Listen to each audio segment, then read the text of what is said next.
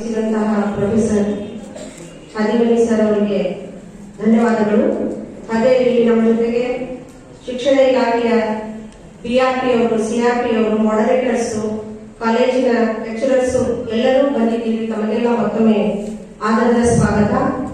ವೇದಿಕೆಯ ಮೇಲಿರುವಂತಹ ಗಣ್ಯರನ್ನು ಹಾಗೂ ಹಿರಿಯರನ್ನ ಪರಿಚಯಿಸಬೇಕು ಅಂತ ಹೇಳಿ ನಾನು ನಮ್ಮ ಪ್ರಾಂತ ಗುರುಕುಲ ಪ್ರಕಲ್ಪದ ಹಿರಿಯರಾದಂತಹ ಬಾಬಣ್ಣ ಹೊಸಕೋಟೆ ಇವರಲ್ಲಿ ವಿನಂತಿಸಿಕೊಳ್ಳುತ್ತೇನೆ.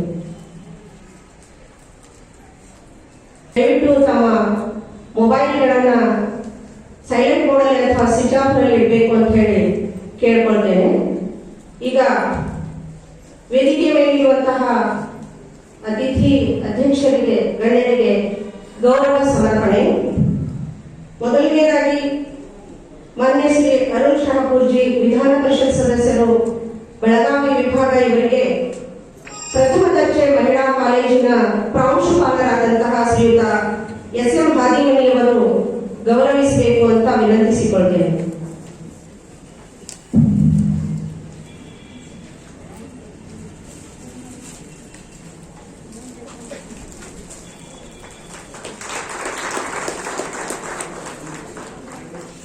ಅದೇ ರೀತಿಯಾಗಿ ಭಾರತೀಯ ಶಿಕ್ಷಣ ಮಂಡಳಿಯ ಉತ್ತರ ಪ್ರಾಂತದ, ಕರ್ನಾಟಕ ಉತ್ತರ ಪ್ರಾಂತದ ಅಧ್ಯಕ್ಷರಾದಂತಹ ಡಾಕ್ಟರ್ ಸತೀಶ್ ಜಗ್ಗೇನಿ ಇವರಿಗೆ ಇದೇ ಕಾಲೇಜಿನ ಪ್ರೊಫೆಸರ್ ಆದಂತಹ ಡಾಕ್ಟರ್ NV ಅಸ್ಕಿ ಸರ್ ಅವರು ಗೌರವಿಸಬೇಕು ಅಂತ ವಿನಂತಿಸಿಕೊಳ್ತೇನೆ.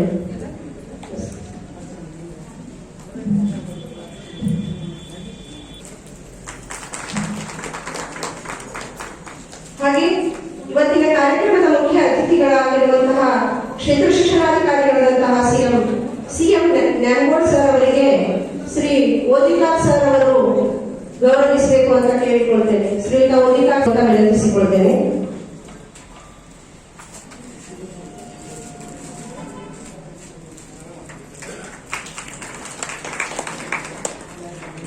ಅದೇ ರೀತಿಯಾಗಿ ಇವತ್ತಿನ ಕಾರ್ಯಕ್ರಮದ ಮುಖ್ಯ ಭಾಷಣಕಾರರಾದಂತಹ ಡಾಕ್ಟರ್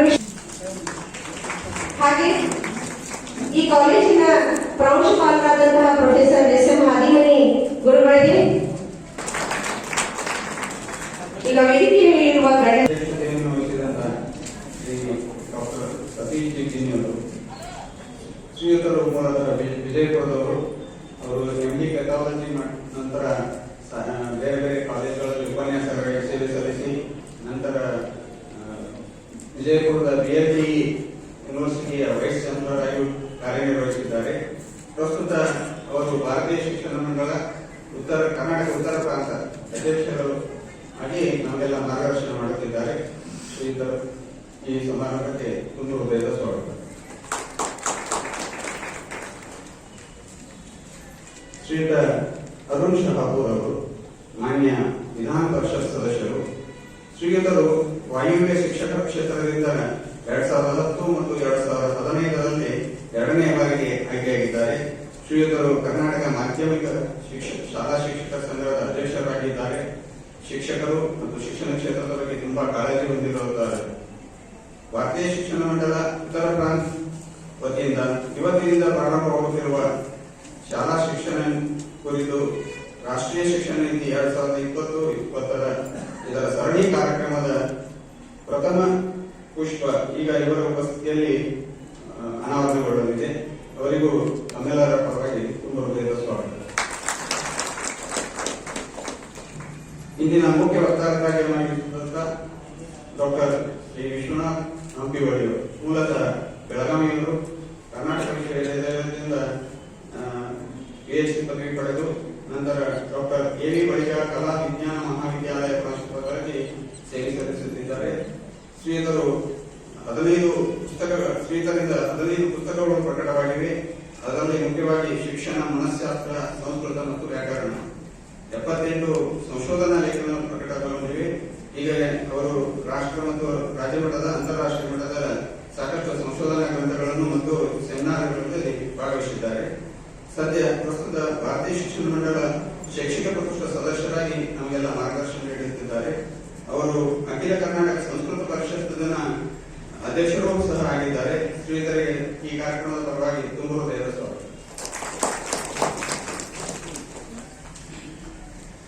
ಶ್ರೀಯುತ ಶ್ರೀಎಂ ನ್ಯಾಂಗೋಡ್ ಅವರು ಕ್ಷೇತ್ರ ಶಿಕ್ಷಣಾಧಿಕಾರಿಗಳು ಜಮಖಂಡಿ.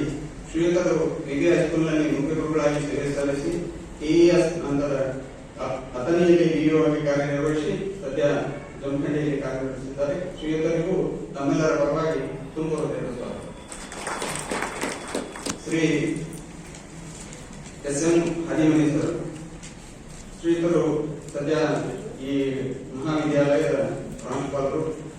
ಅವರು 1993ರಲ್ಲಿ ಸೇವೆ ಪ್ರಾರಂಭಿಸಿ ಜಮಖಂಡಿ, ಹೊನ್ನೂರು ಮತ್ತು ಜಮಖಂಡಿಯಲ್ಲಿ ಸೇವೆ ಸಲ್ಲಿಸಿ ಸದ್ಯ ಪ್ರಸ್ತುತ ಈ ಮಹಿಳಾ ಪ್ರಥಮ ದರ್ಜೆ ಕಾಲೇಜಿನ ಪ್ರಾಂಶುಪಾಲರಾಗಿ ಸೇವೆ ಸಲ್ಲಿಸುತ್ತಿದ್ದಾರೆ. ಈ ಎಲ್ಲರಿಗೂ ಈ ಸಭೆಯ ವತಿಯಿಂದ ಸ್ವಾಗತ. ಧನ್ಯವಾದ.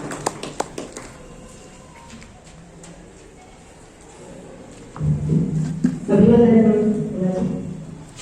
ಭಾರತೀಯ ಶಿಕ್ಷಣ ಮಂಡಳ ಕರ್ನಾಟಕ ಮತ್ತು ನೀತಿ ಆಯೋಗ ಇವುಗಳ ಸಂಯುಕ್ತ ಆಶ್ರಯದಲ್ಲಿ ಸ್ಥಳೀಯ ಸಂಸ್ಥೆಗಳ ಸಹಯೋಗದೊಂದಿಗೆ ರಾಷ್ಟ್ರೀಯ ಶಿಕ್ಷಣ ನೀತಿ ಅನುಷ್ಠಾನದಲ್ಲಿ ಶಿಕ್ಷಕರ ಪಾತ್ರ ಎಂಬ ವಿಷಯದ ಸಂಗೋಷ್ಠಿ ಸರಣಿ ಕಾರ್ಯಕ್ರಮದ ಪ್ರಾರಂಭೋತ್ಸವದ ಉದ್ಘಾಟನೆ ಮೊಟ್ಟ ಮೊದಲಿಗೆ ನಮ್ಮ ಜಮಖಂಡಿಯಲ್ಲಿ ನಡೆಯುತ್ತಿರುವುದು ನಮಗೆಲ್ಲ ಸಂತೋಷದ ಹಾಗೂ ಹೆಮ್ಮೆಯ ವಿಷಯವಾಗಿದೆ. ಶಿಕ್ಷಕರ ಮತಕ್ಷೇತ್ರ ಬೆಳಗಾವಿ ವಿಭಾಗದ ವಿಧಾನ ಪರಿಷತ್ ಸದಸ್ಯರಾದಂತಹ ಮಾನ್ಯಶ್ರೀ ಅರುಣ್ ಶಹಾಪುರ್ಜಿ ಅವರು ಸರಸ್ವತಿ ಮತ್ತು ಭಾರತಾಂಬೆಯ ಭಾವಚಿತ್ರಗಳ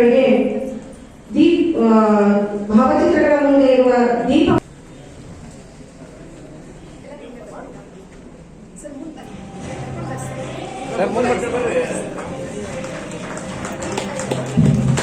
ಶಿಕ್ಷಕರ ಮತಕ್ಷೇತ್ರ ಬೆಳಗಾವಿ ವಿಭಾಗದ ವಿಧಾನ ಪರಿಷತ್ ಸದಸ್ಯರಾದಂತಹ ಮಾನ್ಯ ಶ್ರೀ ಅರುಣ್ ಶಹಾಪುರ್ಜಿ ಹಾಗೂ ಎಲ್ಲ ಗಣ್ಯರು ದೀಪ ಪ್ರಜ್ವಲನೆ ಮಾಡುವುದರ ಮುಖಾಂತರ ಈ ಸರಣಿ ಸಂಗೋಷ್ಠಿ ಕಾರ್ಯಕ್ರಮದ ಉದ್ಘಾಟನೆಯನ್ನು ಮಾಡಿರುವುದಕ್ಕಾಗಿ ಅವರಿಗೆ ಅಭಿವಂದನೆಗಳು ಹಾಗೂ ಅಭಿನಂದನೆಗಳು.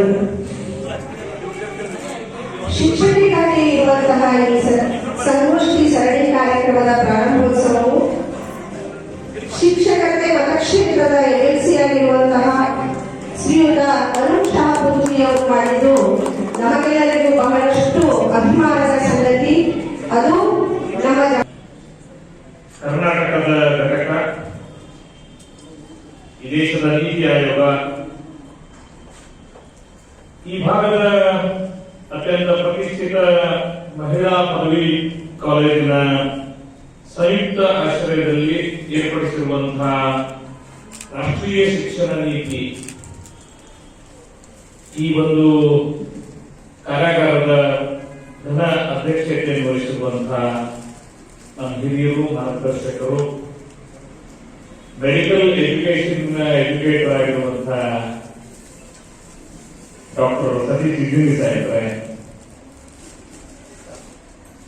ನಮ್ಮೆಲ್ಲರನ್ನು ಉದ್ದೇಶಿಸಿ ರಾಷ್ಟ್ರೀಯ ಶಿಕ್ಷಣ ನೀತಿಯ ಕುರಿತು ಹಲವಾರು ವಿಚಾರಗಳನ್ನು ತಿಳಿಪಡಿಸುವುದಕ್ಕಾಗಿ ಆಗಮಿಸಿರುವಂತಹ ಭಾರತೀಯ ಶಿಕ್ಷಣ ಮಂಡಳದ ಅಕಾಡೆಮಿಕ್ಸ್ ದಲ್ಲಿನ ಸದಸ್ಯರಾಗಿರುವಂತಹ ಹಿರಿಯರಾಗಿರುವಂತಹ ಡಾಕ್ಟರ್ ವಿಶ್ವನಾಥ್ ಹಂಪಿಹೊಳಿ ಅವರೇ, ಅತ್ಯಂತ ದಕ್ಷ ಹಾಗೂ ಕ್ರಿಯಾಶೀಲ ಕ್ಷೇತ್ರ ಶಿಕ್ಷಣಾಧಿಕಾರಿಗಳು, ಆತ್ಮೀಯರಾಗಿರುವಂತಹ ಮಾನ್ಯ ಸಿಎಂ ನ್ಯಾಂಗೋಡ್ ಸಾಹೇಬ್ರೆ, ನನ್ನ ವಿದ್ಯಾರ್ಥಿ ದಶೆಯಿಂದಲೂ ಮಿತ್ರರಾಗಿ, ಪ್ರಾಧ್ಯಾಪಕರಾಗಿ, ಪ್ರಾಚಾರ್ಯರಾಗಿ ಕಾರ್ಯನಿರ್ವಹಣೆ ಮಾಡುತ್ತಿರುವಂತಹ ಆತ್ಮೀಯರಾಗಿರುವಂತಹ ಹದಿಮನಿ ಸರ್ ಅವರೇ, ಕಾರ್ಯಕ್ರಮದಲ್ಲಿ ಉಪಸ್ಥಿತಿರುವಂತಹ ನನ್ನೆಲ್ಲ ಶಿಕ್ಷಕ ಬಂಧು ಭಗಿನಿಯರೇ, ಮಾಧ್ಯಮದ ಮಿತ್ರರೇ, ವಿಶೇಷವಾಗಿ ಕಾರ್ಯಕ್ರಮದಲ್ಲಿ ಉಪಸ್ಥಿತರಿರುವಂತಹ ಭಾರತೀಯ ಶಿಕ್ಷಣ ಮಂಡಳದ ಜಮಖಂಡಿ ಈ ಒಂದು ಜಿಲ್ಲೆಯ ಶೈಕ್ಷಣಿಕ ಜಿಲ್ಲೆ ಆಗಬೇಕು ಅಂತ ಇದೆ. ಆದರೆ ಈ ನಮ್ಮ ದೃಷ್ಟಿಯಿಂದ ಭಾರತೀಯ ಶಿಕ್ಷಣ ಮಂಡಳದ ದೃಷ್ಟಿಯಲ್ಲಿ ಒಂದು ಜಿಲ್ಲೆ, ಭಾರತೀಯ ಶಿಕ್ಷಣ ಮಂಡಳದ ಈ ಜಿಲ್ಲೆಯ ಅಧ್ಯಕ್ಷರಾಗಿರುವಂತಹ ಡಾಕ್ಟರ್ ಲಕ್ಷ್ಮೀ ತುಬ್ಬಂದರಾಮ್ ಅವರೇ, ವಿನಾಯಕ್ ಕೃಷಿ ಅವರೇ, ನನ್ನೆಲ್ಲ ಬಂಧುಗಳೇ, ಮಾಧ್ಯಮದ ಮಿತ್ರರೇ, ವಿಶೇಷವಾಗಿ ಆಗಮಿಸಿರುವಂತಹ ಶಿಕ್ಷಕ ಸಂಘಟನೆಗಳ ಪದಾಧಿಕಾರಿಗಳು, ಪ್ರಪ್ರಥಮವಾಗಿ ನಾನು ನೀತಿ ಆಯೋಗಕ್ಕೆ, ಭಾರತೀಯ ಶಿಕ್ಷಣ ಮಂಡಳಕ್ಕೆ ಅಭಿನಂದನೆಗಳನ್ನು ಸಲ್ಲಿಸುತ್ತಾರೆ. ಒಳ್ಳೆ ಕೆಲಸವನ್ನು ಮಾಡ್ತಿದ್ದಾರೆ ಸರ್. ಶಿಕ್ಷಣ ನೀತಿಯ ಕುರಿತು ನೀವು ಶಿಕ್ಷಕರ ಬರಲಿ ತೆರಳಿ ಹೇಳುವಂತ ಕೆಲಸ ಏನ್ ಮಾಡ್ತಿದ್ರು, ಬಹಳ ಒಳ್ಳೆಯ ಕೆಲಸ ಮಾಡ್ತಿದ್ರೆ ನಮಗೆ ಅಭಿನಂದನೆಗಳು ಅಂತ ನೆನ್ನೆ ನಾನು ಮುಧೋಳಕ್ಕೆ ಹೋಗಿದ್ದೆ ಸರ್. ರಾಮಕೃಷ್ಣ ಮಿಷನ್ ಅವರು ಅಲ್ಲಿ 3 ದಿನದ ಶಿಕ್ಷಕರಿಗೆ ಕಾರ್ಯಕ್ರಮವನ್ನು ಇಟ್ಕೊಂಡಿದ್ದಾರೆ ಸರ್. ವಿವೇಕಾನಂದರ ಭಾವಚಿತ್ರದಲ್ಲಿ ಸಮರ್ಥ ಶಿಕ್ಷಕ ರಾಷ್ಟ್ರ ರಕ್ಷಕ ಅನ್ನುವಂಥದ್ದು ಕಾರ್ಯಕ್ರಮದ ಕಾರ್ಯದಲ್ಲಿ. ಅದರಲ್ಲಿ ರಾಷ್ಟ್ರೀಯ ಶಿಕ್ಷಣ ನೀತಿಯ ಕುರಿತು 2 ವಿಚಾರಗೋಷ್ಠಿಗಳನ್ನು ಇದೆ. ಈಗಲೇ ಹಿಂದಿನ ಉಪನಿರ್ದೇಶಕರಾಗಿ ಕೆಲಸ ಮಾಡಿರುವಂತಹ ಮನಹಳ್ಳಿ ಸಾಹೇಬರು ರಾಷ್ಟ್ರೀಯ ಶಿಕ್ಷಣ ನೀತಿಯ ಕುರಿತು ತಿಳಿಪಡಿಸುವುದಕ್ಕಾಗಿ ಬಂದಿದ್ದರು. ಮೊದಲನೇ ಗೋಷ್ಠಿ ಅವರದು, ಮಧ್ಯಾಹ್ನದ ಗೋಷ್ಠಿ ನನ್ನದು. ನಾನು ಕೇಳಿದೆ, ಸರ್ ಏನು ಅನುಭವ ನೀತಿ ಬಗ್ಗೆ ಹೇಳೋದಿಲ್ಲ ಅಂತ ಹೇಳಿ.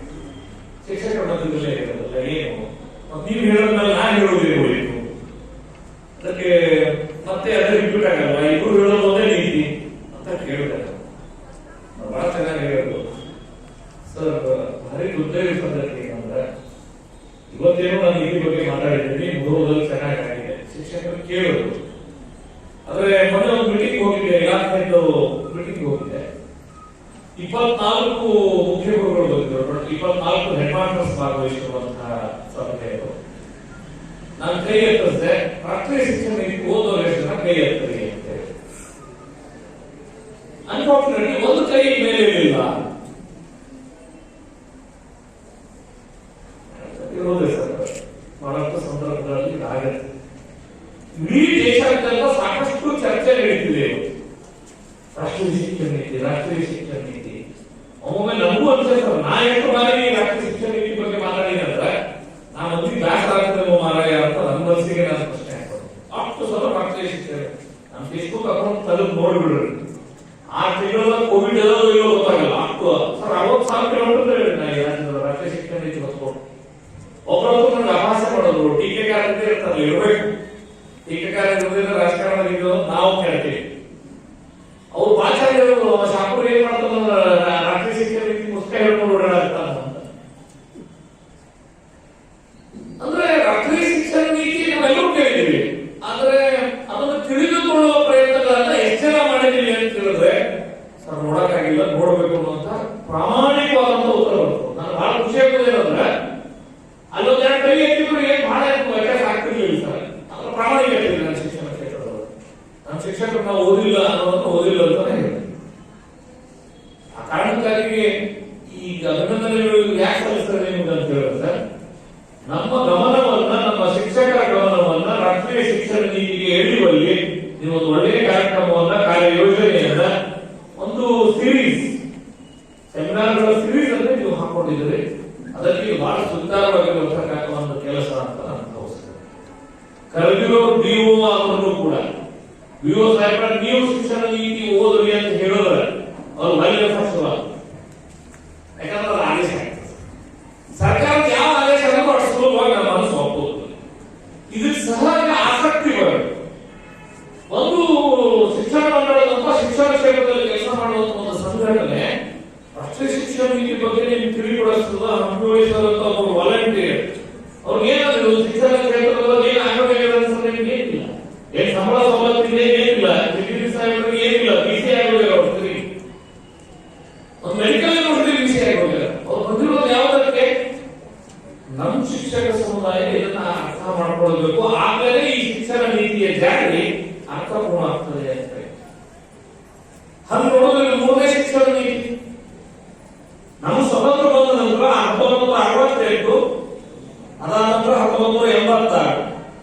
1986ರ ನೀತಿలో ಒಂದು ಸ್ವಲ್ಪ ಬದಲಾವಣೆಯನ್ನು 92ರಲ್ಲಿ ಮಾಡುವಂತ ಕೆಲಸ ಹಾಗೆ ಸರ್ಕಾರ ಮಾಡ್ತು.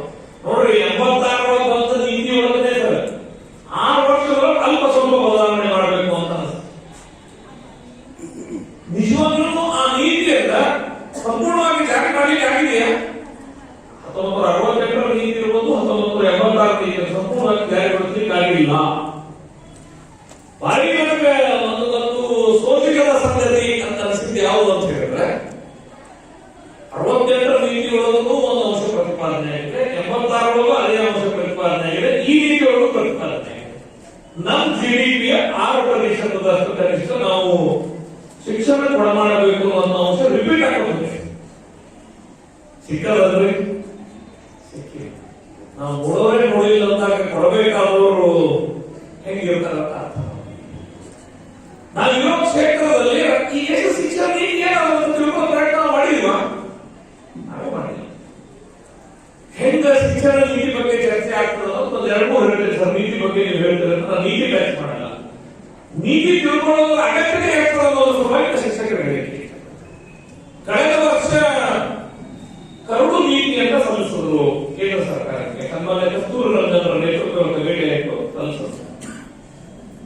ಸಲ್ಲಿಸಿದ ಸಂದರ್ಭದಲ್ಲಿ ನನಗೆ ವಿಧಾನ ಪರಿಷತ್ ನಡೀತಿರ್ಬೇಕಾದ್ರೆ ಒಬ್ಬರು MLC ಹಿರಿಯ MLC ಅವ್ರನ್ನ ಶರ್ಟ್ ತೆಗೆದು ಹೊಟ್ಟಿಲ್ಲ ನನಗೆ ಶರ್ಟ್ ತೆಗೆದು ಬಿಜೆಪಿ ಅಂತಲ್ಲ ಯಾಕೆ ಕಿತಾಬ್ ಅದಿನ ತ್ರಿಭಾಷಾ ಸೂತ್ರ ತರಕಟ್ಟಿರತ್ತಲ್ಲ, ಹಿಂದಿ ಸಂಸ್ಕೃತ ಹೇಳ್ತಿರತ್ತಲ್ಲ, ಏನ್ ಶಿಕ್ಷಣ ನೀತಿ ನೋಡ್ರಿ. ಯಾರು ಕೆಲವರು ಶಿಕ್ಷಣ ನೀತಿ ಹೊರಬಂದಿರೋ ಸಂದರ್ಭದಾಗ ಒಂದು ಕರಡು ನೀತಿ ಕಸ್ತೂರಂಗನಂತ ವಿಜ್ಞಾನಿಯ ನೇತೃತ್ವದಲ್ಲಿ ತಯಾರಾಗ್ತದ, ಅದು ಸರ್ಕಾರಕ್ಕೆ ಸಲ್ಲಿಕೆ ಆಗ್ತದ. ನಂತರ ನಡೆದ ಚರ್ಚೆ ಯಾವ ರೀತಿ ಶಿಕ್ಷಣ ನೀತಿ ಅಂದ್ರೆ ಭಾಷಾ ನೀತಿ ಅಂತ ತಿಳ್ಕೊಂಡ್ರು.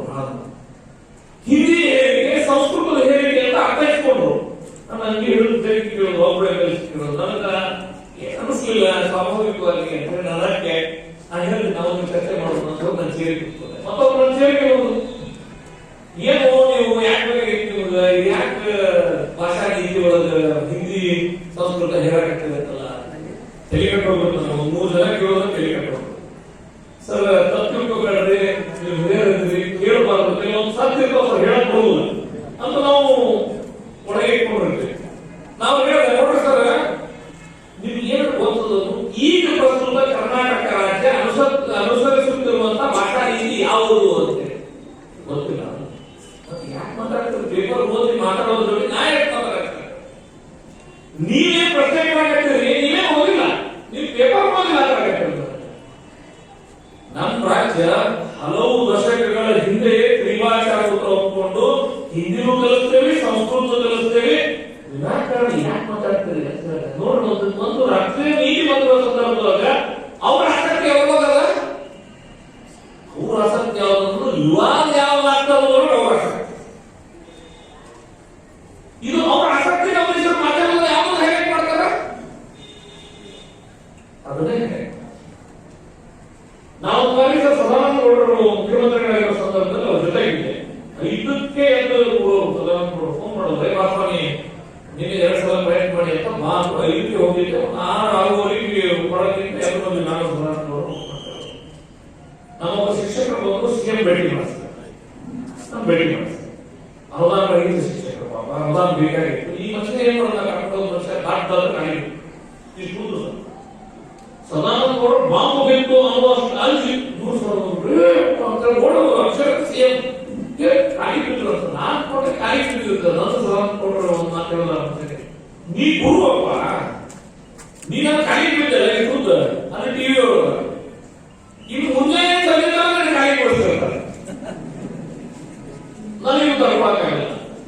ನೋಡ್ರಿ, ನಮ್ಮ ಮಾಧ್ಯಮಗಳು ಹೆಂಗೆ ಕೆಲವರು ಹೇಳಬೇಕಾಗ್ತದೆ ವಾಸ್ತವಗಳು. ಖಾಲಿ ಬಿಡಿಸಿದ್ದು ಮ್ಯಾಲ ಕ್ಯಾಂಪ್ ನೀರಿರ್ತದೆ.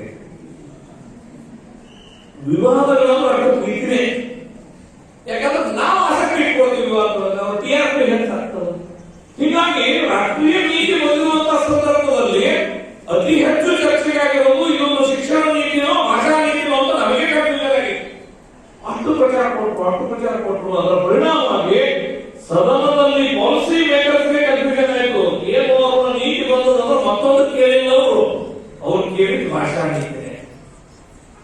ಅದ್ಭುತವಾಗಿರುವಂತಹ ಸಂಗತಿ ಏನಿದೆ ರಾಷ್ಟ್ರೀಯ ಶಿಕ್ಷಣ ಭಾಷೆಯ ದೃಷ್ಟಿಯಿಂದ ನೀತಿ. ಭಾಷೆ ಅನ್ನೋದು ವಿವಾದ ಅಲ್ಲ. ನಾವು ಏನ್ ಮಾಡ್ಕೊಳ್ಳೋದು ಉದಯವಶಾತ್ ಅಂತ ಹೇಳಿದ್ರೆ ಭಾಷೆ ಯಾಕೆ ಕಮ್ಯುನಿಕೇಶನ್ ಆಗಿರುವಂತದ್ದು. ಒಬ್ಬ ವ್ಯಕ್ತಿಯ ಮನಸ್ಸು ಇನ್ನೊಬ್ಬ ವ್ಯಕ್ತಿಯ ಮನಸ್ಸಿನೊಂದಿಗೆ ಬೆಸೆದಿಟ್ಟಿರುವಂತ ಒಂದು ಸಾಧನ ಭಾಷೆ. ವ್ಯಕ್ತಿಗಳಿಗೆ ಬೆಸೆಯೋದಾಗಿರೋದು ಅದು ಬೇರೆ. ಕೆಲವು ಮಂದಿ ಆ ಭಾಷೆಯನ್ನೇ ದೂರ ಆಗಕ್ಕೆ ಉಪಯೋಗಿಸ್ತಾರೆ. ಕೆಲವು ಮಂದಿ ಬಾಯಿ ಹರಡ್ತೇವೆ. ಅದರ ನಿಜವಾಗ್ಲೂ ಭಾಷೆ ಯಾಕೆ ಅಂತ ಹೇಳಿದ್ರೆ ಸಂವಹನಕ್ಕೆ, ನಮ್ಮ ಮನಸ್ಸಿನ ಅನಿಸಿಕೆಗಳನ್ನ ಇನ್ನೊಬ್ಬರಿಗೆ ಕಮ್ಯುನಿಕೇಟ್ ಮಾಡೋಕೆ ಭಾಷೆ ಅನ್ನೋದು ಮಾಧ್ಯಮ. ದುರ್ದೈವ ಈ ದೇಶದೊಳಗೆ ಸರ್ ಭಾಷಾ ಪ್ರಾಂತಗಳ ರಚನೆ ನಂತರ ಭಾಷೆಯನ್ನ ವಿಭಜನೆಗೆ ಬಳಸಿಕೊಳ್ಳುವಂತ ಕೂಟುಕೃತ್ಯ ನಡೀತಾ ಇದೆ. ಎಲ್ಲಿ ನೋಡೋದು ಭಾಷೆ ಅನ್ನೋದು H2O ಒಂದು ಪಿಕ್ಚರ್ ಬಂದಿರ್ತಾರೆ. H2O ಅಂತ ಇಷ್ಟು ಚೆನ್ನಾಗಿ ಕಲಿತಂದ್ರೆ ಕಾವೇರಿ ನದಿಯೊಳಗ ಕಾಲಿಡ್ತಾರೆ ನದಿ ವಿಭಾಗ. ಅದು ನಾವು ಭಾಷೆಯನ್ನು ಕೂಡ ವಿಭಜಿಸಲು ತೋರಿಸ್ಕೊಂಡೇವೆ. ಈ ಹಿನ್ನೆಲೆ ಒಳಗೆ ಏನು ಅಪಪ್ರಚಾರ ಭಾಷಾ ಮಾಧ್ಯಮದ ಬಗ್ಗೆ ಅನ್ನೋದು ನೀತಿ ಬಹಳ ಚೆನ್ನಾಗಿ ಹೇಳಿದೆ ಸರ್. ಭಾಷೆ ಅನ್ನೋದು ಸಾಮರ್ಥ್ಯ. ವಿ ನರಸಿಂಹ ಅವರನ್ನ ಪರಿಚಯಗೊಳಿಸುವಂತವ್ರು ಬಹುಭಾಷಾ ಪಂಡಿತರಾಗಿದ್ದರು, ಬಹುಭಾಷಾ ಪಾರಂಗತರಾಗಿದ್ದರು ಅಂತ ಹೇಳ್ತಾರೆ. ನೀವ್ಯಾಕೆ ನಿಮ್ಮ ಮಕ್ಕಳಿಗೆ ದ್ವಿಭಾಷಾ ಸೂತ್ರ ಅಂತ ನೀವು ಲಿಮಿಟ್ ಮಾಡ್ತೀವಿ ಅಂತ ಹೇಳಿ ನೀತಿ. ಭಾಷೆ ಅನ್ನೋದು ಸಾಮರ್ಥ್ಯ. ಮಗುವಿನಲ್ಲಿ ಭಾಷಾ ಸಾಮರ್ಥ್ಯ ಬೆಳೆಸಬೇಕು ಅನ್ನೋ ಸಂಗತಿ ಎಲ್ಲ ಈ ನೀತಿ ಪ್ರತಿಪಾದನೆ ಮಾಡೋದು. ಇಂಟರ್ಪ್ರಿಟೇಷನ್ ಏನಿದೆ ದ್ವಿಭಾಷಾ ಸೂತ್ರ ಅಂತ ವಿವಾದದ ಕೇಳುವಂತ ಒಂದು ಅವ್ರು ಹೇಳ್ತಾರೆ ಕರ್ನಾಟಕ ರಾಜ್ಯ ಶಾಲಾ ಶಿಕ್ಷಣದ ವಿಷಯದಲ್ಲಿ, ವಿಶೇಷವಾಗಿ ಶಿಕ್ಷಣದ ವಿಷಯದಲ್ಲಿ ಒಂದು ಮುಂಚೂಣಿ ಈ ದೇಶದೊಳಗೆ ಮುಂಚೂಣಿ ರಾಜ್ಯ. ಕರ್ನಾಟಕ ರಾಜ್ಯ ಮುಂಚೂಣಿ ರಾಜ್ಯವಾಗಿ ಹಲವಾರು ಯಶಸ್ವಿ ಪ್ರಯೋಗಗಳನ್ನು ಶಿಕ್ಷಣ ಕ್ಷೇತ್ರದಲ್ಲಿ ಮಾಡಿಲ್ಲ. ಬೈಲಿಂಗ್ವಲ್ ಅಪ್ರೋಚ್, ದ್ವಿಭಾಷಾ ಸೂತ್ರ. ಈ ಕರ್ನಾಟಕ ರಾಜ್ಯದೊಳಗೆ ಕಳೆದ 3 ವರ್ಷಗಳಿಂದ ಶಿಕ್ಷಕರಿಗೆ ಗಮನಕ್ಕೆ ಬಂದಷ್ಟು ಭಾವಿಸ್ತೇನೆ. ಕನ್ನಡದಾಗೂ ಇರ್ತದೆ, ಇಂಗ್ಲಿಷ್ನಾಗ ಇರ್ತದೆ. ಕೆಲವೊಂದು ಸಬ್ಜೆಕ್ಟ್ ಅನ್ನ ಸರ್ ಎರಡೂ ಭಾಷೆಗಳ ಪ್ರಿಂಟ್ ಆಗ್ತದೆ. ಕರ್ನಾಟಕ ರಾಜ್ಯ ಒಂದು ಯಶಸ್ವಿ ಪ್ರಯೋಗ ಮಾಡೋದು. ಈ ನೀತಿ ಇದನ್ನೆಲ್ಲ ಕಡೆ ಅಳವಡಿಸ್ಕೊಳ್ಳೋದು ಅಂತ ಹೇಳೋದು. ಇಂಥದ್ದು ಯಾವುದೂ ಹೇಳಿಲ್ಲ ಮಾತಾಡಿದ್ರು. ತ್ರಿಭಾಷಾ ಮೊನ್ನೆ ಒಂದು ಹೇಳಿಕೆ ಕೊಟ್ಟಿದ್ರು ಸರ್ ನನಗೆ. ಸರ್ ಇದ್ರೊಳಗ ಹೇಳಿಕೆ ಅಲ್ಲ, ಸದನದಲ್ಲಿ ಒಬ್ಬರು ಪ್ರಸ್ತಾಪ ಮಾಡೋದು ಗೌರವಾನ್ವಿತ ಶಾಸಕ ಸದನದೊಳಗೆ ಪ್ರಸ್ತಾಪ ಮಾಡಿದ್ದೇನು ಅಂತ ಹೇಳಿದ್ರೆ, ಸಾಮಾಜಿಕ ನ್ಯಾಯದ ಆಶಯಗಳ ತಕ್ಕಂತೆ ಸಂವಿಧಾನದ ಆಶಯಗಳಿಗೆ ಪೂರಕವಾಗಿ ರಾಷ್ಟ್ರೀಯ ಶಿಕ್ಷಣ ನೀತಿ ಇಲ್ಲದೆ ಇರುವುದನ್ನು ಪ್ರಸ್ತಾಪಿಸುತ್ತೇನೆ. 100% ಇದು ನೋಡಿಕೊಳ್ಳಿ ಅವಸ್ಥಾಗ ಈ ಮನುಷ್ಯ ಸಂವಿಧಾನ ನೋಡಿಲ್ಲ, ಈ ನೀತಿನೂ ನೋಡಿಲ್ಲ. ಸಂವಿಧಾನ ನೀತಿ ನೋಡಿಲ್ಲ. ಸದನದೊಳಗೆ ಚರ್ಚೆ ಬೆಳೆಸುವ ಒಂದು ನೋಟಿಸ್ ಕೊಟ್ಟರೆ ನನ್ನ ಪ್ರಕಾರ ಸ್ವತಂತ್ರೋತ್ತರ ಭಾರತದ ಇತಿಹಾಸವನ್ನು ಒಂದ್ಸಲ ನೀವು ತೆಗೆದು ನೋಡಿದ್ರೆ ಒಂದು ರಾಷ್ಟ್ರೀಯ ಶಿಕ್ಷಣ ನೀತಿ ಸಂವಿಧಾನದ ಆಶಯಗಳಿಗೆ ಬದ್ಧವಾಗಿರುವಂತದ್ದು. ನಿಜವಾಗ್ಲೂ ಸಂವಿಧಾನದ ಆಶಯಗಳನ್ನ ಜಾರಿಗೊಳಿಸಬೇಕು ಅಂತ ಏನಾದ್ರೂ ಇದ್ರೆ ಅದು ಈ ಶಿಕ್ಷಣ ನೀತಿ ಅಂತ ನಾನು ಎದೆತಟ್ಟಿ ಹೇಳುವುದಕ್ಕೆ ರಾಷ್ಟ್ರೀಯ ಶಿಕ್ಷಣ ನೀತಿ ಸಂವಿಧಾನದ ಪ್ರತಿಯೊಂದು ಆಶಯಗಳಿಗೆ ಫಸ್ಟ್ ಟೈಮ್ ರಾಷ್ಟ್ರೀಯ ಶಿಕ್ಷಣ ನೀತಿಯೊಳಗ SEDC ಅನ್ನುವಂತ ಶಬ್ದ ಬಳಸ್ಯಾರ. ಸೋಶಿಯೋ ಎಕನಾಮಿಕಲಿ ಡಿಸ್ಅಡ್ವಾಂಟೇಜ್ ಗ್ರೂಪ್ 1, ಸಾಮಾಜಿಕವಾಗಿ ಆರ್ಥಿಕವಾಗಿ ಡಿಸ್ಅಡ್ವಾಂಟೇಜ್ ಗ್ರೂಪ್ ಅಂತ ಹೇಳಿ ಗುರುತಿಸಿ ಹೇಳುವಂತ ಕೆಲಸ ನೀತಿಯೊಳಗೆ ಮಾಡ್ಯಾರ. ಏನ್ರಿ ಇದು? Scheduled cost, scheduled tribes. ಏನು ಇದರ ಅರ್ಥ? ನಾವೆಲ್ಲರೂ ಸಮಾನ ಸಂವಿಧಾನದ ಆಶಯದ ಪ್ರಕಾರ. ಆದ್ರೆ ಸಂವಿಧಾನದಲ್ಲಿ ಅನುಸೂಚನೆಗೊಂಡ ಜಾತಿಗಳು, ಅನುಸೂಚನೆಗೊಂಡ ವರ್ಗಗಳು ಅವರಿಗೆ ವಿಶೇಷತೆ ಕೊಡಬೇಕು ಅಂತ ಸಂವಿಧಾನ ಹೇಳ್ತದೆ. ಇದು ನಿಜವಾಗ್ಲೂ ಸಂವಿಧಾನದ ಆಶಯ. ಮೊದಲನೇ ಬಾರಿಗೆ ರಾಷ್ಟ್ರೀಯ ಶಿಕ್ಷಣ ನೀತಿಯೊಳಗ ಈ SEDC ಅಂತ ಗುರುತಿಸಿ ಸೋಶಿಯೋ ಎಕನಾಮಿಕಲಿ ಡಿಸ್ಅಡ್ವಾಂಟೇಜ್ ಗ್ರೂಪ್ಗಳಿಗೆ ವಿಶೇಷವಾಗಿರುವಂತಹ ಸೌಲಭ್ಯಗಳನ್ನು ಕೊಡಬೇಕು ಅಂತ ಹೇಳಿ ಈ ನೀತಿ ಮಾತ್ರ ಅಲ್ಲ. ಈ SEDC ಒಳಗೆ ಯಾವ ಬರ್ತದೆ ಅಂತ ಹೇಳಿದ್ರೆ ನಾವೇನು ಪ್ರಾದೇಶಿಕ ಅಸಮಾನತೆ ಅಂತ ಬಹಳ ಸಲ ಚರ್ಚೆ ಮಾಡ್ತೇವೆ. ಉತ್ತರ ಕರ್ನಾಟಕಕ್ಕೆ ಅನ್ಯಾಯ ಇದೆ, ಕೆಲವೊಂದು ಜನ ಒಂದು ಹೆಜ್ಜೆ ಮುಂದಾಗಿ ಪ್ರತ್ಯೇಕ ರಾಜ್ಯ ಕೊಡಿ ಅಂತ ಕೇಳೋದಿದ್ದಾರೆ.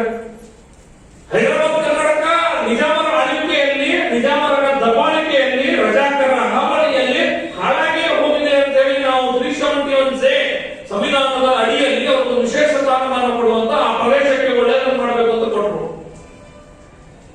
ಅದು ಸಂವಿಧಾನದೊಳಗೆ ಇದ್ದಿದ್ದನ್ನ ಶಿಕ್ಷಣ ಇಲಾಖೆ ತರಬೇಕಂದ್ರೆ ಬಹಳ ಡಿಫಿಕಲ್ಟ್ ಇದೆ.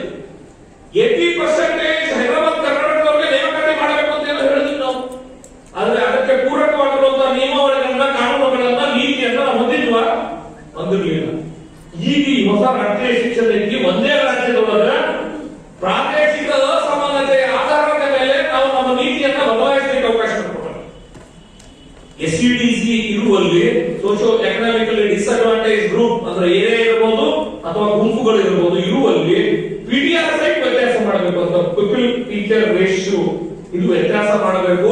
35:1 ಸಾಕಷ್ಟು ಚೆನ್ನಾಗಿರುವಂತಹ ಭಾಗದಲ್ಲಿ ಆದ್ರೆ ಶೈಕ್ಷಣಿಕವಾಗಿ ಹಿಂದುಳಿದ ಪ್ರದೇಶದಲ್ಲಿ 20:1 ಮಾಡೋಕೆ ನೀವು ಕ್ರಮ ವಹಿಸಬೇಕು ಅಂತ ಹೇಳ್ತದೆ. ಇಲ್ಲಿವರೆಗೂ ಸಂವಿಧಾನದ ಆಶಯ ಪ್ರಾದೇಶಿಕ ಅಸಮಾನತೆ ಹೋಗಬೇಕು, ಸಾಮಾಜಿಕ ಆರ್ಥಿಕ ಅಸಮಾನತೆ ಹೋಗಬೇಕು ಅಂತ ಸಂವಿಧಾನ ಏನು ಬಯಸಿದೆ ಮೊದಲನೇ ಬಾರಿಗೆ ಈ ನೀತಿಯಲ್ಲಿ ಜಾರಿಗೊಳಿಸುವಂತ ಕೆಲಸವನ್ನ ನರೇಂದ್ರ ಮೋದಿ ಅವರ ನೇತೃತ್ವದ ಈ ಒಂದು ಸರ್ಕಾರ ಮಾಡುವಂತ ನಿಟ್ಟಿನಲ್ಲಿ ಈ ರಾಷ್ಟ್ರೀಯ ಶಿಕ್ಷಣ ನೀತಿ ಬಹಳ ಜನಕ್ಕೆ ಗೊತ್ತೇ ಇಲ್ಲ. ಹೇಳಬೇಕಾದ್ರೆ ಬಹಳ ಸುಲಭ ಸಂಗತಿ ಏನು, ಡಾಕ್ಟರ್ ಬಾಬಾ ಸಾಹೇಬ್ ಅಂಬೇಡ್ಕರ್ ಈ ದೇಶದ ಸಂವಿಧಾನವನ್ನು ಕೊಡಬೇಕಾದ್ರೆ ಎಷ್ಟು ದಶಕಗಳು ಮುಂದಿನ ಯೋಚನೆ ಮಾಡಿ ಕೊಟ್ಟಿರ್ಬೇಕು ಲೆಕ್ಕ ಹಾಕಿದ್ರೆ. ಸನ್ಮಾನ್ಯ ಕಸ್ತೂರಿ ರಂಗನ್ ಈ ದೇಶದ ಒಬ್ಬ ಯಶಸ್ವಿ ಮಾದರಿಯನ್ನು ಕೊಟ್ಟಿರುವಂತ ವಿಜ್ಞಾನಿ ಸರ್. ಬಹಳ ಜ್ಞಾನವಂತರು ಸಿಗ್ತಾರೆ, ಬುದ್ಧಿವಂತರು ಸಿಗ್ತಾರೆ, ಆದ್ರೆ ಅದನ್ನ ಅವ್ರು ಆಕ್ಟ್ ಮಾಡಿ ಸಾಧನೆ ಮಾಡಿ ಸಾಧನೆಗೈದು ಯಶಸ್ವಿ ಮಾದರಿಗಳನ್ನು ಕೊಟ್ಟಿರೋರು ಬಹಳ ಅಪರೂಪದ ಜನ. ಬಹಳ ಶಾಣೆ ಅದ, ಬಹಳ ಬುದ್ಧಿವಂತ ಅದ, ಎದಕ್ಕೂ ಬರುವುದಿಲ್ಲ. ನಮ್ಮ ಭಾಗದೊಳಗೆ ಏನ್ ಹೇಳ್ತಾರೆ ನಿಮ್ಗೆ ಗೊತ್ತು. ಆದ್ರೆ ಕಸ್ತೂರಿ ರಂಗನ್ ನಾಸಾಕ್ಕೆ ಸವಾಲು ಮಾಡುವಂತಹ ಇಸ್ರೋ ಸಂಸ್ಥೆಯಲ್ಲಿ ಒಬ್ಬ ವಿಜ್ಞಾನಿಯಾಗಿ ಕೆಲಸ ಮಾಡಿರುವಂತದ್ದು. ಅವ್ರ ಕೈಯಾಗಿ ರಾಷ್ಟ್ರೀಯ ಶಿಕ್ಷಣ ನೀತಿ ಮಾಡಬೇಕಂತ ಕೊಟ್ಟಿರುವ ಸಂದರ್ಭದಲ್ಲಿ ಈ ನೀತಿ ಬಂದಿರುವಂತದ್ದು 485 ಪೇಜ್ ಬಂತು. ನಂತರ ನಿಮ್ಮೆಲ್ಲರ ಸಲಹೆಗಳು ಎಷ್ಟು ಬಂದಿರ್ಬೋದು ಹೇಳಿ ಸರ್? 3.4 ಲಕ್ಷದಷ್ಟು ಸಜೆಷನ್ಸ್ ಬಂದವು. 3.4 ಲಕ್ಷದಷ್ಟು ಸಜೆಷನ್. ನಾ ಮೊನ್ನೆ ಹೋಗಿದ್ದೆ ಅಜಿತ್ ಪ್ರೇಮ್ಜಿ ಯೂನಿವರ್ಸಿಟಿಗೆ. ಹೋಗಿರುವ ಸಂದರ್ಭದಲ್ಲಿ each and every suggestion and objection ಗೆ ಅವರು ಒಂದು ಕಾಲಮ್ ಮಾಡಿ ಅದಕ್ಕೆ ಏನು ಕ್ರಮ ಕೈಗೊಂಡಿದೆ ಅನ್ನುವಂಥದ್ದನ್ನ ಆಕ್ಷನ್ ಟೇಕನ್ ಅಂತ ಹೇಳಿ ಅದರ ಬಗ್ಗೆ ದಾಖಲೆ ಮಾಡ್ಯಾರ. ನೀವು ಅದರ ಸಾಫ್ಟ್ ಕಾಪಿ ನೋಡಬಹುದು. ಇಷ್ಟು ಕೆಲಸ ಆಗಿದೆ ಈ ನೀತಿಯ ಬಗ್ಗೆ. ಆ ಕಸ್ತೂರಿ ರಂಗನ್ ಈ ನೀತಿ ಕೊಟ್ಟು ಅದರ ಮೇಲೆ ಅಬ್ಜೆಕ್ಷನ್ ಸಜೆಷನ್ಸ್ ತಗೊಂಡು ಕೊನೆಗೆ 65 ಪುಟಗಳ ಈ ಒಂದು ರಾಷ್ಟ್ರೀಯ ಶಿಕ್ಷಣ ನೀತಿಯಾಗಿ ಜುಲೈ 29ರಂದು ಸನ್ಮಾನ್ಯ ನರೇಂದ್ರ ಮೋದಿ ಅವರ ಕ್ಯಾಬಿನೆಟ್ ಈ ದೇಶದ ನೀತಿಯಾಗಿ ಘೋಷಣೆ ಮಾಡಿರುವಂತಹ ಸಂದರ್ಭದಲ್ಲಿ ಕರ್ನಾಟಕದ ಮುಖ್ಯಮಂತ್ರಿ ಆಗಿರುವಂತಹ ಸನ್ಮಾನ್ಯ ಯಡಿಯೂರಪ್ಪನವರು, ಉಪಮುಖ್ಯಮಂತ್ರಿ ಆಗಿರುವಂತಹ ಅಶೋಕ್ ನಾರಾಯಣ ಅವರು, ಉನ್ನತ ಶಿಕ್ಷಣದ ಕಾರ್ಯಭಾರವನ್ನು ಹೊಂದಿರುವಂತವರು ಸನ್ಮಾನ್ಯ ಸುರೇಶ್ ಕುಮಾರ್ ಅವರು ಹೋಗಿ ಕಸ್ತೂರಿ ರಂಗನ್ ಅವರಿಗೆ ಅಭಿನಂದಿಸಿದರು. ಸರ್, ನಾನು ಈಗ ಸುರೇಶ್ ಕುಮಾರ್ ಅವರು ವರ್ಚುವಲಿ ಅವರನ್ನು ಅಭಿನಂದಿಸುವ ಕೆಲಸ ಮಾಡಿದ್ರು. ಕೋವಿಡ್ ಭೀತಿಯ ಹಿನ್ನೆಲೆಯಲ್ಲಿ ಅವ್ರ ಮನೆಗೆ ಹೋಗಿ ಬಂದು ಸನ್ಮಾನ್ಯ ಯಡಿಯೂರಪ್ಪನವರು ಕೋವಿಡ್ ಕಾರಣಕ್ಕಾಗಿ ಕ್ವಾರಂಟೈನ್ ಆಗಬೇಕಾಗಿತ್ತು. ಕಸ್ತೂರಿ ರಂಗನ್ ಅವರ ಭೇಟಿ ಬೆಳಿಗ್ಗೆ ಆಗಿದ್ದಾರೆ, ಸಾಯಂಕಾಲ covid positive went to quarantine. ಆ ಕಾರಣಕ್ಕಾಗಿ ನಾವು ವರ್ಚುವಲಿ ಭೇಟಿಯಾದ್ವಿ. ನಾವು ಸುರೇಶ್ ಕುಮಾರ್ ಸಾಹೇಬರು, ನಮ್ಮ ವೈನಾರಾಯಣ ಸ್ವಾಮಿ ಅವರು MLC ಅವರಿದ್ರು. ಅವ್ರ ಜೊತೆ ಸಂವಾದ ಮಾಡಬೇಕಾದ್ರೆ ನೀವು ಯೋಚನೆ ಮಾಡಿ ಸರ್, ನಾವು ಕೇಳಿದ್ವಿ ಸರ್, ನಿಜವಾಗ್ಲೂ ನಿಮ್ ಸವಾಲ್ ಯಾವಾಗ ಈ ರಾಷ್ಟ್ರೀಯ ಶಿಕ್ಷಣ ನೀತಿಯನ್ನು ಮಾಡುವಲ್ಲಿ ಅಂತ ಕೇಳಿದ್ವಿ. ಅವ್ರೇನು ಹೇಳಿದ್ರು ಗೊತ್ತಾ? ಈ ರಾಷ್ಟ್ರೀಯ ಶಿಕ್ಷಣ ನೀತಿ ಮಾಡುವಲ್ಲಿ ನಿಜವಾದಂತ ಸವಾಲು ಅವ್ರಿಗೆ ಎನಿಸಿರೋದು ಯಾವುದು ಅಂದ್ರೆ, ಒಂದು 30, 35, 40 ವರ್ಷಗಳ ಮುಂದೆ ಹೋಗಿ ಅವತ್ತಿನ ಅಗತ್ಯಕ್ಕೆ ಬೇಕಾಗಿರುವಂತಹ ನೀತಿಯನ್ನ ಇವತ್ತು ರೂಪಿಸ್ತಾರೆ. 30-40 ವರ್ಷ ಮುಂದೆ ಹೋಗಿ ಅವತ್ತಿನ ಸ್ಥಿತಿಗತಿ, ಜಾಗತಿಕ ಸ್ಪರ್ಧೆ, ಅವತ್ತು ಜಗತ್ತಿನ ಸ್ಥಿತಿ, ಭಾರತ ದೇಶದ ಸ್ಥಿತಿಗತಿಗಳು ಇದೆಲ್ಲ ಮನಸ್ಸಿನೊಳಗಿಟ್ಕೊಂಡು ಒಂದು ನೀತಿ ಕೊಡಬೇಕು. ಇದು ಆಕ್ಚುಲಿ ನಮ್ಮ ಎದುರುಗಳಿರುವಂತಹ ಬಹಳ ದೊಡ್ಡ ಸವಾಲಾಗಿತ್ತು ಅಂತ ಕಸ್ತೂರಿ ರಂಗನ್ ಹೇಳಿದ್ರು. ಇದನ್ನು ಹೇಳಬೇಕಾದ್ರೆ ಡಾಕ್ಟರ್ ಬಾಬಾ ಸಾಹೇಬ್ ಅಂಬೇಡ್ಕರ್ ಅವರು ಸಂವಿಧಾನವನ್ನು ಕೊಡಬೇಕಾದ್ರೆ 100 ವರ್ಷಗಳ ಕಾಲ ಮುಂದೆ ಹೋಗಿ ಬರೆಯುವಂತಹ ಸಂವಿಧಾನವನ್ನು ಮಾಡೋದು. ಅದರ ಆಶಯವನ್ನ ಜಾರಿಗೊಳಿಸುವಂತಹ ಶಿಕ್ಷಣ ನೀತಿ ತರಬೇಕಾದ್ರೆ ನರೇಂದ್ರ ಮೋದಿನೇ ಬರಬೇಕಾಯ್ತು. ನ್ಯಾಷನಲ್ ಎಜುಕೇಶನ್ ಪಾಲಿಸಿ 2020 ಬರಬೇಕಾಯ್ತು. ಇದು ಕಠೋರ ವಾಸ್ತವ. ಆದರೂ ಕೂಡ ಸುಲಭ ಯಾವುದಂದ್ರೆ ಡಾಕ್ಟರ್ ಬಾಬಾ ಸಾಹೇಬ್ ಅಂಬೇಡ್ಕರ್ ಅವರೊಂದಿಗೆ ಬೆಸೆದುಕೊಂಡ ಜನಸಂಖ್ಯೆಯನ್ನು ಗಮನಿಸಿ ಬಾಬಾ ಸಾಹೇಬ್ ಅಂಬೇಡ್ಕರ್ ನಮ್ಮವರು ಏನು ಒಂದು ಅಭಿಮಾನ ಅದ ಅದನ್ನ ತಪ್ಪಿ ತರಬೇಕು ಅಂತ ಬಹಳ ಸುಲಭ ಏನಂದ್ರೆ ಬಾಬಾ ಸಾಹೇಬ್ ಅಂಬೇಡ್ಕರ್ ಬರೆದಿರುವಂತಹ ಸಂವಿಧಾನದ ಆಶಯಕ್ಕೆ ಇದು ಪೂರಕವಾಗಿಲ್ಲ ಅಂತ ಒಂದೇ ಒಂದು ಮಾತು ಹೇಳ್ಬಿಟ್ರೆ ಏನೇನು ತುಳುಗಡಿಸಬಹುದು ಅಂತ ಕೆಲವು ಮಂದಿ ಅದು ರೆಡಿಮೇಡ್ ಸ್ಟೇಟ್ಮೆಂಟ್ ಇಟ್ಕೊಂಡ್ಬಿಟ್ರೆ ಸರ್, ಸಂವಿಧಾನದ ಆಶಯಗಳಿಗೆ ಬದ್ಧವಾಗಿಲ್ಲ ಅಂತ ಹೇಳಿಬಿಟ್ರೆ ಅದೊಂದು ಯೂನಿವರ್ಸಲ್ ಕ್ರಾಂತನ ರೀತಿಯೊಳಗೆ ತಗೊಂಡಿರ್ತಾರೆ. ಆದ್ರೆ ನನ್ನ ಪ್ರಕಾರ ಅತ್ಯಂತ ಹೆಚ್ಚು ಸಾಮಾಜಿಕ ನ್ಯಾಯಕ್ಕೆ ಅವಕಾಶ ಕೊಡುವಂತಹ ರಾಷ್ಟ್ರೀಯ ನೀತಿ ಯಾವಾಗಲೂ ಬಂದಿದ್ರೆ ಶಿಕ್ಷಣದ ಕುರಿತು ಅದು 2020 ನೀತಿ ಅನ್ನುವಂಥ ಮಾತನ್ನ ಓದಿಕೊಂಡು ನಾನು ಈ ಮಾತನ್ನ ಹೇಳ್ತಿದ್ದೇನೆ, ಮನಸ್ಸಿಗೆ ಖಾತ್ರಿ ಮಾಡ್ಕೊಂಡು ಹೇಳ್ತಿದ್ದೇನೆ. ಈ ಹಿನ್ನೆಲೆಯಲ್ಲಿ ಈ ಎರಡೂ ಸಂಗತಿಗಳನ್ನು ಗಮನಿಸಿದ್ರೆ ನನಗನ್ಸಿರೋದು ಬಹಳ ಜನಕ್ಕೆ ನಮಗೆ ಕನ್ಫ್ಯೂಷನ್ ಇತ್ತು. ಒಂದೇ ಸಲ ಅವ್ರು ಸ್ಟೇಟ್ಮೆಂಟ್ ಕೊಟ್ಟಾಗ, ಒಂದೇ ಸಲ ಅವ್ರು ಹೇಳಿದಾಗ ನನ್ನ ಮನಸ್ಸಿನಲ್ಲಿ ಏನಾಗಿತ್ತು, ಇದು ನಿಜವಾಗ್ಲೂ ಶಿಕ್ಷಕರಿಗೆ ತಲುಪಿಸುವಾಗ ಯಾರು? ಆ ಹಿನ್ನೆಲೆಯಲ್ಲಿ ಸರ್ಕಾರದ ಕಾರ್ಯಕ್ರಮದ ಭಾಗವಾಗಿ ಕಲಿಸುವುದು ಬಹಳ ಯಾಂತ್ರಿಕವಾಗಿ ಆಗಬಹುದು. ಅದರ ಬದಲಿಗೆ ಈ ರೀತಿ ಒಂದು ಶಿಕ್ಷಣ ಕ್ಷೇತ್ರದಲ್ಲಿ ತಮ್ಮದೇ ಆಗಿರುವಂತಹ ಛಾಪನ್ನು ಮೂಡಿಸಿರುವಂತಹ ಒಂದು ಅಖಿಲ ಭಾರತೀಯ ಸಂಘಟನೆ ನೀತಿ ಆಯೋಗದ ಜೊತೆಗೆ ಸೇರಿ ಶಿಕ್ಷಕರಿಗೆ ರಾಷ್ಟ್ರೀಯ ನೀತಿ ಏನು ಅನ್ನುವಂಥದ್ದನ್ನ ಗಮನ ಸೆಳೆಯುವ ದೃಷ್ಟಿಯಿಂದ ಇವತ್ತು ಮಾಡಿರುವಂತದ್ದು. ಖಂಡಿತ ನೀವು ಭಾರತೀಯ ಶಿಕ್ಷಣ ಮಂಡಳದ ಈ ಕಾರ್ಯಕ್ರಮದ ಮೂಲಕ ಇರುವಂತಹ ಶಿಕ್ಷಕರಿಗೆ ಕೇಳುತ್ತಿದ್ದಾರೆ ಏನಂತ ಹೇಳಿದ್ರೆ, ನೀವು ಇವತ್ತು ಕಾರ್ಯಕ್ರಮದಲ್ಲಿ ಭಾಗವಹಿಸಿದ್ರೆ ನೀತಿ ಗೊತ್ತಾಯ್ತು ಅನ್ನುವಂತಹ ಪ್ರಮೇಯನೇ ಇಲ್ಲ. ಶಿಕ್ಷಣ ಮಂಡಳ ಇವತ್ತು ಇದರದೊಂದು ಟೇಸ್ಟ್ ತೋರಿಸಾಗುತ್ತೆ. ನೀವು ಇದು ರುಚಿ ನೋಡ್ಕೊಂಡು ಇದು ಇನ್ನೂ ಓದ್ಬೇಕು ಅನ್ನುವಂತಹ ನಿಟ್ಟಿನಲ್ಲಿ ಮುಂದಕ್ಕೆ ಹೋಗ್ಬೇಕಾಗ್ತದೆ. ಈ 65 ಪುಟಗಳ ನೀತಿ ಸರ್ ನಾನು ಒಂದು ಬಾರಿ ಓದ್ತೇನೆ, ನನಗೊಂದಷ್ಟು ಅಂಶಗಳು ಅನಿಸುದು. 2ನೇ ಬಾರಿ ಓದಿದಾಗ ಇನ್ನೊಂದು ರೀತಿ ಅನಿಸ್ತು, 3ನೇ ಬಾರಿ ಓದಿದಾಗ ಇನ್ನೊಂದು ರೀತಿ ಅನಿಸ್ತು. ನಾನು ನಿಜವಾಗ್ಲೂ ಹೇಳ್ತೀನಿ, ಒಂದೊಂದು ಶಬ್ದ, ಒಂದೊಂದು ಸೆಂಟೆನ್ಸ್ ನೀವು 465 ಸಾವಿರಾರು ಪುಟಗಳಷ್ಟು ವಿಸ್ತರಿಸಿ ಬರೆಯಬಹುದಾದಷ್ಟು ಆಳವನ್ನ ಈ ನೀತಿ ಬಂದಿದೆ. ಆ ಕಾರಣಕ್ಕಾಗಿ ಎಲ್ಲ ಶಿಕ್ಷಕರ ಕೈ ಮುಗಿದು ವಿನಂತಿ ಮಾಡ್ಕೊಳ್ತೀನಿ, ಇವಾಗ ಶಿಕ್ಷಕ ಪ್ರತಿನಿಧಿಯಾಗಿ ದಯವಿಟ್ಟು ಇವತ್ತಿನ ಈ ಕಾರ್ಯಕ್ರಮ ನಿಮ್ಮ ಗಮನ ಸೆಳೆಯಲಿಕ್ಕಿರುವಂತಹ ಕಾರ್ಯಕ್ರಮ. ನೀವು ವಾಪಸ್ ಹೋಗಿ ನೀತಿಯನ್ನು ಓದಿ, ನಿಜವಾದಂತಹ ಆ ನೀತಿಯ ಸಾರವನ್ನ ಆ ಮಕ್ಕಳಿಗೆ ತಲುಪಿಸುವಲ್ಲಿ ನೀವೇ ಪ್ರಮುಖರು ಅನ್ನುವಂತ ಮಾತನ್ನ ಹೇಳಲಿಕ್ಕೆ ಮಾಡ್ತಾರೆ. 2 ನೀತಿಗಳು ಜಾರಿಗೆ ಬರಲಿಲ್ಲ ಅಂತ ನಾನು ಹೇಳುವಂತ ಸಂದರ್ಭದಲ್ಲಿ ಸರ್ ಮುಖ್ಯ ಕಾರಣ ಏನು? ಇಚ್ಛಾಶಕ್ತಿ. ಇದು 2 ಸಲ ನೀತಿ ಬಂದಾಗ ಇಷ್ಟು ಸುದ್ದಿ ಮಾಡಿರಲಿಲ್ಲ, ಇಷ್ಟು ಸತ್ ಮಾಡಿರಲಿಲ್ಲ. 2014ರಲ್ಲಿ ನೀತಿ ಬರಬೇಕು ಅಂತ ಹೇಳಿ ಇಡೀ ದೇಶದಲ್ಲಿ ನಡೆಯುವ ವ್ಯವಸ್ಥಾ ಪರಿವರ್ತನೆಯಲ್ಲಿ ಶಿಕ್ಷಣ ಕ್ಷೇತ್ರದ ವ್ಯವಸ್ಥಾ ಪರಿವರ್ತನೆ ಆಗಬೇಕು ಅಂತ ಹೇಳಿ ನರೇಂದ್ರ ಮೋದಿ ಅವರು ಶಿಕ್ಷಣ ನೀತಿ ತರಬೇತಿ ಘೋಷಣೆ ಮಾಡಿದ ಸರ್. ಫಸ್ಟ್ ಟೈಮ್ ಸುಬ್ರಹ್ಮಣ್ಯ ಅವರ ನೇತೃತ್ವದಲ್ಲಿ ಸಮಿತಿ ಮಾಡಿರುವಂತಹ ಸಂದರ್ಭದಲ್ಲಿ ನಮಗೆ ಎಲ್ಲ ಶಿಕ್ಷಕರು ಗ್ರಾಮ ಪಂಚಾಯತಿ ನೆನಪು ಇರುವ ಗ್ರಾಮ ಪಂಚಾಯತಿ ವಾರ್ಡ್ಗಳಲ್ಲಿ ಹೋಗಿ ಸಭೆ ಮಾಡಿದ್ರೆ ರಾಷ್ಟ್ರೀಯ ಶಿಕ್ಷಣ ನೀತಿಗೆ ನೀವು ಇನ್ಪುಟ್ಸ್ ಕೊಡಿ ಅಂತ ಅಲ್ಲಿ ಸಭೆ ಮಾಡಿ ಅದನ್ನು ಕೊಟ್ಟುಕೊಳಿಸೋದು 16 ಲಕ್ಷ ಸಲಹೆಗಳು. ಅಂದ್ರೆ ಅತ್ಯಂತ ಡೆಮಾಕ್ರೆಟಿಕ್ ಆಗಿ ಗ್ರಾಮ ಪಂಚಾಯತಿಯ ಒಂದು ವಾರ್ಡ್ ನಿಂದ ಮತ್ತು ದೇಶದ ಅತ್ಯುನ್ನತ ಶಿಕ್ಷಣ ತಜ್ಞರ ವಸ್ತುಗಳೆಲ್ಲ ಥರದ ವ್ಯಕ್ತಿಗಳು ಇನ್ವಾಲ್ವ್ ಆಗಿ ಮಾಡಿರುವಂತಹ ಈ ನೀತಿ ತುಂಬಾ ಚೆನ್ನಾಗಿರುವಂತಹ ನೀತಿ ಬಂದಿದೆ. ಹಿಂದೆ 2 ಬಾರಿ ಆದಾಗ ಇಷ್ಟು ಪಬ್ಲಿಕ್ ಇನ್ವಾಲ್ವ್ಮೆಂಟ್ ಇರಲಿಲ್ಲ, ಜನರ ಅದರಲ್ಲಿ ಪಾಲ್ಗೊಳ್ಳುವಿಕೆ ಇರಲಿಲ್ಲ. ಈ ಬಾರಿ ಜನರ ಪಾಲ್ಗೊಳ್ಳುವಿಕೆ ಜಾಸ್ತಿ ಆಗಿದೆ. ಆ ಹಿನ್ನೆಲೆಯಲ್ಲಿ ಹಿಂದಿನ ನೀತಿ ಬಂದಿರುವಂತಹ ಸಂದರ್ಭದಲ್ಲಿ ನೀತಿ ಬಂದು ಸರ್ಕಾರದ 10 ನೀತಿಯೊಳಗೆ 11ನೇ ನೀತಿ ಅಂತ ಇತ್ತು ಸರ್.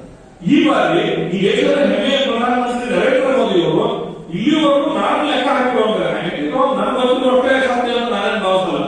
12 ಬಾರಿ ಸಾರ್ವಜನಿಕ ವೇದಿಕೆಗಳಲ್ಲಿ ಬಂದು 12 ಬಾರಿ ಸಾರ್ವಜನಿಕ ವೇದಿಕೆಗಳಲ್ಲಿ ಬಂದು ರಾಷ್ಟ್ರೀಯ ಶಿಕ್ಷಣ ನೀತಿಯ ಜಾರಿಯಲ್ಲಿ ತಮ್ಮ ಬದ್ಧತೆಯ ಬಗ್ಗೆ ಅವರು ಪುನರುಚ್ಚರಿಸಿದ್ದಾರೆ. ಹಲವು ಬಾರಿ ಸಾರಿ ಹೇಳಿದ್ದಾರೆ ಈ ನೀತಿಯನ್ನು ಜಾರಿಗೊಳಿಸಿರುತ್ತೇವೆ ಅಂತ ಹೇಳಿ. ಕೇಂದ್ರ ಸರ್ಕಾರದಿಂದ ಸರ್ ಪ್ರೈಮ್ ಮಿನಿಸ್ಟರ್ ಆಫೀಸ್ ಎಲ್ಲ ರಾಜ್ಯ ಸರ್ಕಾರಗಳಿಗೆ 15 ದಿನಕ್ಕೊಮ್ಮೆ ರಿವ್ಯೂ ಬಿಡಿ. ಕೇಂದ್ರದ ಎಜುಕೇಶನ್ ಮಿನಿಸ್ಟ್ರಿಯಿಂದ 15 ದಿನಕ್ಕೊಮ್ಮೆ ಬಿಡಿ. ಇದನ್ನು ಹೊರತುಪಡಿಸಿ ಎಲ್ಲ ಟಾಸ್ಕ್ ಫೋರ್ಸ್ಗಳು ಎಲ್ಲ ರಾಜ್ಯದಲ್ಲಿ ಅವ್ರು ಫಾಲೋ ಮಾಡಿ ಒಂದು ರೀತಿ ಎತ್ತಿದ್ದಾರೆ ಅಂತ ಹೇಳಿದ್ರೆ ನೀತಿ 100% ಜಾರಿ ಸಾಧ್ಯ ಅನ್ನುವಂಥ ವಿಶ್ವಾಸವನ್ನು ಮೂಡಿಸುವಷ್ಟು ಅವರಿಗೆ ತುಂಬಿದ್ದಾರೆ. ಈ ನೀತಿ ಜಾರಿ ಆಗಬೇಕು ಅಂತ ಹೇಳಿದ್ರೆ ನರೇಂದ್ರ ಮೋದಿ ಅವರು 12 ಸಲ ಅಂತ ಹೇಳೋದು ಪ್ರಯೋಜನ ಇಲ್ಲ. ಕಸ್ತೂರಿನಿಂದ ಇನ್ನೆಷ್ಟು ವರದಿಗಳು ಕೊಟ್ಟು ಪ್ರಯೋಜನ ಇಲ್ಲ.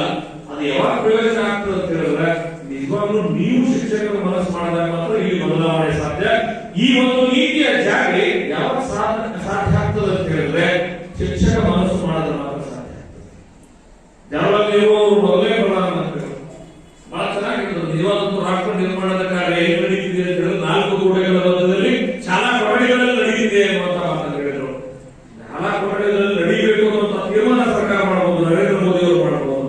ಆದ್ರೆ ನಿಜವಾಗ್ಲೂ ಈ ರಾಷ್ಟ್ರ ನಿರ್ಮಾಣದ ಕಾರ್ಯ ಮಾಡಬೇಕಾಗಿರೋರು ಯಾರು? ಈ ನೀತಿಯ ಭಾಗವಾಗಿ ಮಾಡಬೇಕಾದವರು ನೀವುಗಳು ಅನ್ನುವಂತಹ ಮಾತನ್ನು ಈ ಸಂದರ್ಭದಲ್ಲಿ ಹೇಳ್ತಾ, ನಿಜವಾಗ್ಲೂ ಶಿಕ್ಷಕರ ಶಿಕ್ಷಣದಲ್ಲಿ ಅಹೋರಾತ್ರ ಬದಲಾವಣೆಯನ್ನು ತರಬೇಕು ಅನ್ನೋದು ಬಹಳ ಮೆಕ್ಯಾನಿಕಲ್ ಆಗಿ ಹೇಳ್ತಿದ್ದೇವೆ. 2 ವರ್ಷದ ಕ್ರಿಯೇಟ್ ಇತ್ತು 4 ವರ್ಷದ ಆಗ್ತದ ಅಂತ ಮಾತಾಡ್ತಾರೆ ಬಹಳ ಜನ. ಹಂಗಿಲ್ಲ. ನಿಮ್ದು ಕರಿಕ್ಯುಲರ್ ಬದಲಾವಣೆ ಆಗ್ತದ, ಟೆಕ್ನಾಲಜಿ ಬದಲಾವಣೆ ಆಗ್ತದ. ಅಮೂಲಾಗ್ರವಾಗಿರುವಂತಹ ಬದಲಾವಣೆ, ಸಮಗ್ರವಾಗಿರುವಂತಹ ಬದಲಾವಣೆಯನ್ನ ಈ ನೀತಿ ಪ್ರತಿಪಾದನೆ ಮಾಡಿದೆ.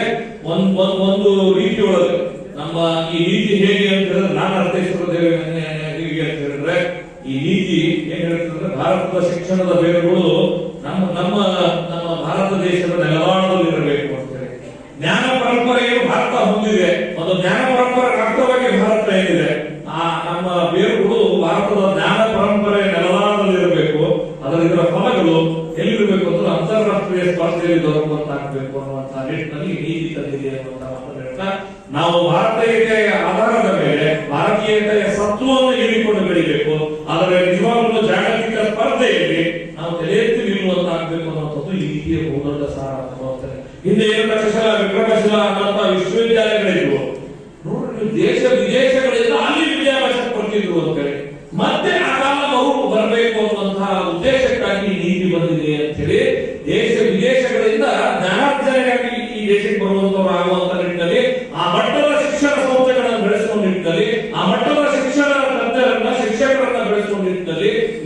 ಬಂದಿದೆ ಅನ್ನೋ ಮಾತನ್ನ ಹೇಳ್ತಾ ಮನೆ ನಿಮ್ಮೆಲ್ಲರೂ ಗೊತ್ತಿದೆ. ನಾವು ನಳಂದ ತಕ್ಷಶಿಲಾ ವಿಶ್ವವಿದ್ಯಾಲಯಗಳ ಬಗ್ಗೆ ಹೇಳಬೇಕಾದ್ರೆ ಎಂಟ್ರನ್ಸ್ ಎಕ್ಸಾಮಿನೇಷನ್ ನಾವೀಗ ಗೇಟ್ ಪರೀಕ್ಷೆ ಅಂತ ಹೇಳ್ತೇವೆ ನೋಡ್ರಿ. ಗೇಟ್ ಅಂತ ನಾವೀಗ ಹೇಳಕ್ ಶುರು ಮಾಡೇವಿ. ನಮ್ಗೆ ಗೊತ್ತಿಲ್ಲ ಎಷ್ಟು ವಿದ್ಯಾರ್ಥಿ ಅಲ್ಲ, ಯಾರೋ ಒಬ್ಬ ಪ್ರವಾಸಿಗ ಭಾರತ ದೇಶಕ್ಕೆ ಬಂದಿರೋ ವಿದೇಶಿ ಅವ ಹೇಳದ ಎಂಟ್ರನ್ಸ್ ಎಕ್ಸಾಮಿನೇಷನ್ ಗೇಟ್ ಎಕ್ಸಾಮಿನೇಷನ್ ಹೇಗಿತ್ತು ಅಂತ ಹೇಳಿದ್ರೆ ಅಲ್ಲಿರೋ ದ್ವಾರಪಾಲಕರಿಗೆ ಉತ್ತರ ಕೊಟ್ಟರೆ ನೆಕ್ಸ್ಟ್ ಗೇಟಿಗೆ ಹೋಗಕ್ಕೆ ಅವಕಾಶ ಇರ್ತದೆ. ನೀವು ವಿಚಾರ ಮಾಡ್ರಿ, ಅಲ್ಲಿ ದ್ವಾರಪಾಲಕನೇ ಅಷ್ಟು ಜ್ಞಾನವಂತ ಇದ್ದ, ಬುದ್ಧಿವಂತ ಇದ್ದ, ಅಷ್ಟು ಸಮರ್ಥವಾದ ಇದ್ದ ಅಂತ ಹೇಳಿದ್ರೆ ಒಳಗೆ ಇರುವ ಶಿಕ್ಷಕರು ಎಷ್ಟು ಸಮರ್ಥವಾಗಿರಬೇಕು ಅಂತ ನಮಗೊಬ್ಬರು ಹೇಳಿದ್ರು. ನಾನು ಈ ಒಂದು ನೀತಿ ಮೂಲಕ ಮತ್ತೆ ಭಾರತ ದೇಶದ ಆ ಜ್ಞಾನ ಪರಂಪರೆ ಮುಂದುವರಿಯುತ್ತಾಗಲಿ ಅನ್ನುವಂತಹ ಮಾತುಗಳೊಂದಿಗೆ ನನ್ನನ್ನು ಕರೆದು ಇವತ್ತೇನು ಮಾತನಾಡಲಿಕ್ಕೆ ಅವಕಾಶ ಮಾಡಿಕೊಟ್ಟಿರುವಂತಹ ಭಾರತೀಯ ಶಿಕ್ಷಣ ಮಂಡಳದ ಎಲ್ಲ ಹಿರಿಯರಿಗೆ ನಾನು ಕೃತಜ್ಞತೆ ಸಲ್ಲಿಸ್ತೇನೆ. ಶಿಕ್ಷಕರ ಮಧ್ಯದಲ್ಲಿ ಇದನ್ನು ತೆಗೆದುಕೊಂಡು ಹೋಗುವಲ್ಲಿ ನನ್ನನ್ನು ಕರೆದು ಭಾಗಿಯಾಗಲಿಕ್ಕೆ ಅವಕಾಶ ಮಾಡಿಕೊಟ್ಟಿರುವುದಕ್ಕಾಗಿ ನಮ್ಮೆಲ್ಲರಿಗೂ ಕೃತಜ್ಞತೆಗಳನ್ನು ಹೇಳಿ ಮಾತು ಮುಗಿಸ್ತೇನೆ. ಸಂಗೋಷ್ಠಿ ಕಾರ್ಯಕ್ರಮಕ್ಕೆ ಕಾರ್ಯಕ್ರಮದ ಪ್ರಾರಂಭೋತ್ಸವಕ್ಕೆ ಉದ್ಘಾಟಕರನ್ನಾಗಿ ನಾವು ಅರುಣ್ ಶಹಾಪುರ್ಜಿ ಅವರನ್ನು ಆಹ್ವಾನಿಸಿದ್ದು ನಮಗೆಲ್ಲ ನಿಜವಾಗಿಯೂ ತೃಪ್ತಿ ತಂದಿದೆ. ಏಕೆಂದರೆ NEP ಬಗ್ಗೆ ಅವರೇ ಹೇಳಿದಂತೆ ಬಹಳಷ್ಟು